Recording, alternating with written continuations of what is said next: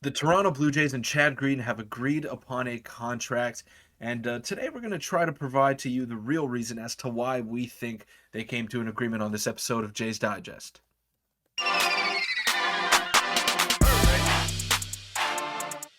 What's up, Jays fans? I'm your host, Peter Vryonis, alongside host Nick Gosse. Now, a bit of a later upload today, and I personally believe that the daily streak has come to an end. But let us know in the comments, is it still alive where you are watching from, or is it over? And if it is over, we're going to be starting a new one, and it's just been a great ride, and we thank you all for the support that we've gotten. It's been unbelievable. Yeah, and it's past midnight Eastern time, which I think most of you guys are at. So I think the streak is still technically, it's technically over, but I'd say we still count it as going ahead. And the daily uploads won't stop. We just got caught up in our schedules today and had to upload later. But we had a live stream yesterday on the major Chad Green signing, so you can check that out where we had our initial reactions. But today we're going to break it down a bit further and maybe discuss some things that you guys may have not, thought about or seen about Chad Green because he hasn't pitched in about a year. So let's just get right into the first screenshot. And this was, the big news that dropped yesterday. Michael Moreno was the first one to report it that Chad Green is in agreement on a deal with the Toronto Blue Jays, and Shadavidi later confirmed, saying they're in an agreement per source. And Green is recovering from Tommy John surgery in June. Righty has a career whip of 1.022 and a career Ks per 9 of 11.6. So Peter, I guess we'll just get our initial thoughts on the signing before we get into some real reason stuff there, and what your thoughts are on that for those who missed the live stream yesterday. This is essentially getting a stud at the trade deadline. That's what it's like. It's basically instead of trading a prospect, now you're just getting him for free. Not for free, obviously. You still got to pay the guy, but Chad Green is going to be an unreal addition to the Jays bullpen, and he's quietly been super underrated in the past, I'd say 5-6 years. He's been one of the better relievers in all of baseball if you're taking into account just pure numbers, WHIP, ERA, even WAR, wins above replacement. He's been one of the more valuable relievers in the past 5-6 years in all of baseball, and that can't be understated. Now, a lot of guys come back after Tommy John, and they aren't the same, but I think he's going to be real good, and they're going to ease him into a mid-relief role, and then come October, I think he's going to be able to be in a high leverage situations for the Toronto Blue Jays in the playoffs. Yeah, and that's, I think, one of the key reasons that they signed him was obviously he's not going to make an impact right away at the start of this year, but by the playoffs, he should be, starting to get back to where he was, and we'll have him for many years to come regarding the future of the Blue Jays, which is another piece that we probably got at a discounted price, considering, obviously, because of his injuries and his numbers. But we'll get into the, like Brandon Weil says here, Chad Green underwent Tommy John in late May of last season. Wonder if this is a 2-year deal. This screenshot was before it was confirmed to be a 2-year deal plus options. But the big thing here is he is a huge K guy. Now, obviously, he isn't a flamethrower per se, but he has a very high K rate, and that is something obviously many of the Blue Jays bullpen arms lack. But Chad Green, assuming he comes back to even 80% of his original health, he will be a huge K guy and someone in the back of our bullpen, 7th or 8th inning role for not only this season, but seasons to come, as well as the playoffs, which are, you need strikeout guys in the playoffs.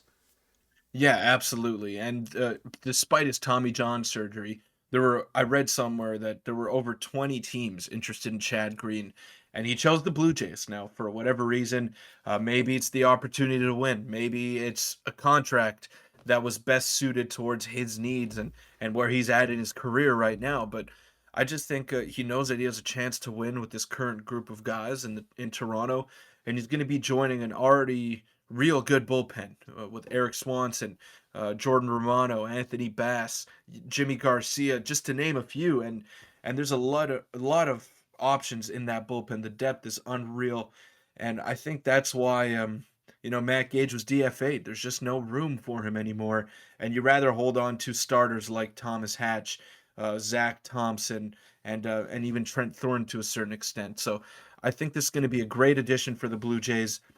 And let's not dwell too much on losing Matt Gage either. Yeah, and tons of people on Twitter were, including up till about 10 minutes before recording this video, were very upset with, Matt Gage being DFA'd, and we discussed it a little bit off camera. And I think we came to the conclusion that essentially, like you said, there's no room in the bullpen for Matt Gage. He doesn't do long innings. Obviously, he's a lefty, but we'll get into that a little bit now regarding about what Chad Green has to offer against lefties. But before we do, it is a 2-year deal with 8.5 million over 2 years with options for 25 and 26, like we described. Now we won't get into the specifics of the contract because it's very confusing.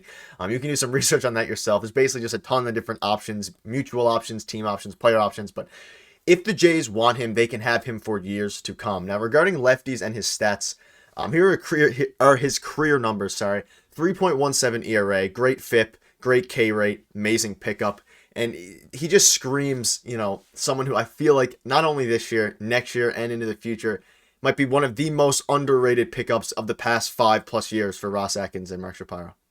Yeah, I've been watching a little bit of film on Chad Green, and he doesn't throw hard. He can run it up there to 96, 97, even 98 once in a while, which is more than okay. That'll play for any pitcher, but his fastball is a riser, and I think he gets a lot of bad chases from opposing hitters because it just looks funny coming out of the hand, and he's got a lot of deception, and he uses that fastball primarily. He's a primary fastball pitcher with some good wipeout slider, and he's just solid, just very good, battle tested.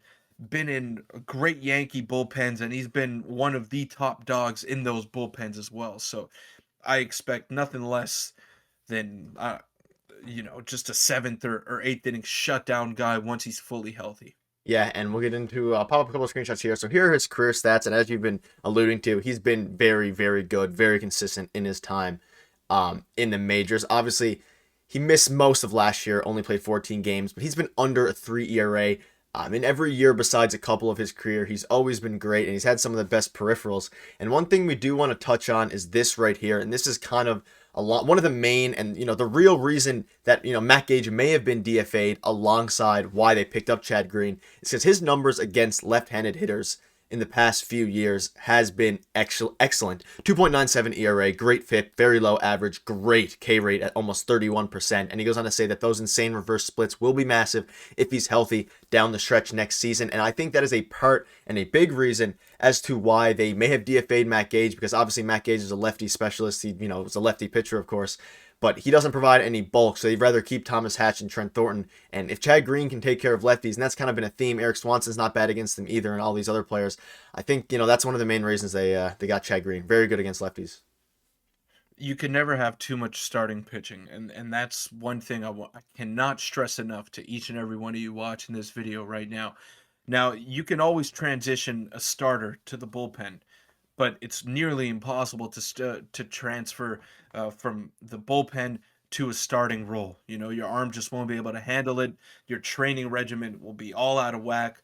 Whereas a starter could easily pitch one inning in 2 consecutive games. They're built for that. So I think that's why they held on to Thomas Hatch. Of course, it was a bit of a head scratcher at first. Sorry, but it just does not make sense to get rid of a starting pitcher that you might need down the line. I'm not saying the Jays are going to rely on Thomas Hatch, but we also got to remember that you got to fill out around 5 teams throughout the season. You still have a AAA team to field, still have a AA team to field, and you can't just throw out bullpen arms into the starting rotation in those minor league teams. It won't make sense. Yeah, and the AAA bullpen is loaded as is, and they obviously, like you said, they don't have too many starting arms. And I still wouldn't have been upset if they DFA'd Trent Thornton or Thomas Hatch. I think Thornton has a bit more value than Thomas Hatch because Thornton has proved that he can be at least somewhat of a reliable pitcher to some degree at the major league level, whereas Right. Thomas Hatch has kind of flopped at every level besides AAA where he's pitched hundreds of innings. But that still has the value, and clearly it had enough value to the organization where they think they can replace Matt Gage easier than Thomas Hatch, for example. And that's kind of the main thing we're getting at here. And Chad Green is good against lefties, which also kind of numbs the fact that Matt Gage is going. Yeah.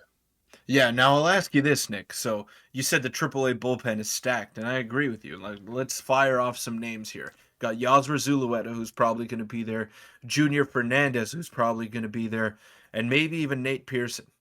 Now, though, don't get me wrong. I like Matt Gage. I like what he brings to the table, but I'd like to think that those three guys, and maybe even Julian Fernandez, are all ahead of Matt Gage on the depth chart. Do you agree with that? Yeah, and I completely agree, and that's what's kind of been over Twitter after people have started to calm down the fact about Matt Gage. Another quick thing about Matt Gage, he obviously played great when he was with Toronto, but some of his peripheral stuff were down below. So just kind of trying to If he calm. was a righty, if he was a righty, no one would be upset about this. But he's a lefty, and the Jays don't have many lefties, so that's why there's a bit of an uproar here. But let Ross cook. I've been saying it. Let Ross do what he needs to do to build this master class that he's building right now, and I think it'll all be worth it come October. Yeah, and I think Matt Gage will be a solid MLB reliever, 5, 6 inning guy. It just doesn't really fit what we need right now in the sense of how we have so many arms. And I'll pop up a couple final screenshots before we wrap it up. This is Chad Green's projected fan graphs for 2023. 29 games, 29 innings with a 3.7 ERA. And if we get that out of him, you can't really be upset, especially if he continues to improve as the season goes along into October when we're hopefully in the playoffs and he finally turns it up. And the final screenshot of the video is just his baseball savant page, which from 2021 was absolutely phenomenal. Tons of reds. I don't know. I'm just excited to see it. 96 average mile per hour fastball. Like you said, Peter, he can touch higher than that. 97, 98 when fully healthy. And I don't know. I guess we'll wrap it up here, but it's just super exciting, and we Yeah. expressed that in our live stream yesterday. It's just a very exciting signing with some other underlying reasons behind it. Yeah, absolutely. And I'll just touch a little bit more on what you said there. As long as he shows progression throughout the season. Now, I think he'll have a pitch limit once he first comes back, maybe 10 to 15 pitches in an outing. But if he can ramp up to 18 to 25 pitches and be ready for October, that's all you're really asking of him. Because if you're the Jays, you're feeling pretty confident about getting a playoff spot, but it's all about what you do in the playoffs. You don't want to flame out again like you did last season. And I think the Jays front office acknowledges that, and they know that they need to make a couple of changes in the roster to avoid that from happening, and they're doing whatever it takes right now, and I'm excited. Yeah, and I think our bullpen is objectively much deeper than last year, and I think we're preparing ourselves very well. Maybe one more addition, hopefully before the end of the offseason. But that'll wrap it up. Thank you guys for bearing with us in the late upload today. We'll be back to normal upload times for the future, and we'll see you guys in tomorrow's video. Thanks.